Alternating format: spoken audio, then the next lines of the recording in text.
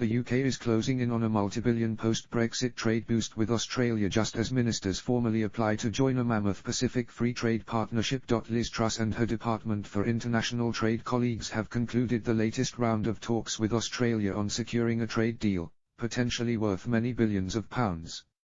Australian authorities say two-way goods and services trade between Australia and the UK was valued at £17 billion in 2018-19. Officials on both sides held 51 negotiation sessions covering 27 different chapter areas and after intense discussions have reached a provisional agreement in cross-border trade in services.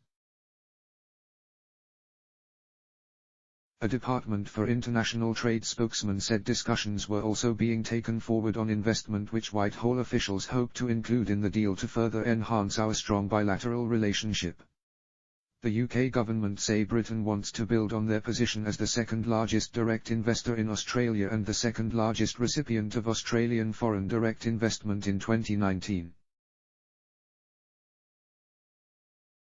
Express understands both negotiating teams have planned more talks in the coming weeks to continue this momentum ahead of the fifth round of talks, which is expected to seal the final aspects of a trade deal. Whitehall officials close to International Trade Secretary Ms Truss told Express the move would make the UK a trade supernation, adding, "Negotiations are extremely positive and are closing in slowly but surely. As a former Commonwealth nation, Australia is a priority for us in a post-Brexit world. It will get us ahead on the world trade stage and help Britain prosper and boom." Boris Johnson has invited Prime Minister of Australia Scott Morrison to attend the G7 summit in Carbis Bay in June. As he launched his integrated foreign affairs and defence review on Tuesday, the Prime Minister said trade priorities would be focused on the Indo-Pacific region. Mr. Johnson said this change was in response to the rise of China. The Prime Minister insisted the UK must be a force for good in the world because without power, without economic, military, diplomatic, cultural clout, we can do nothing.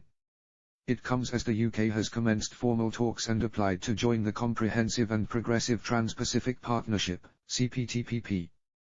The £9 trillion bloc has Australia, Canada, Japan and Singapore among its members, as well as Brunei, Chile, Malaysia, Mexico, New Zealand, Peru and Vietnam.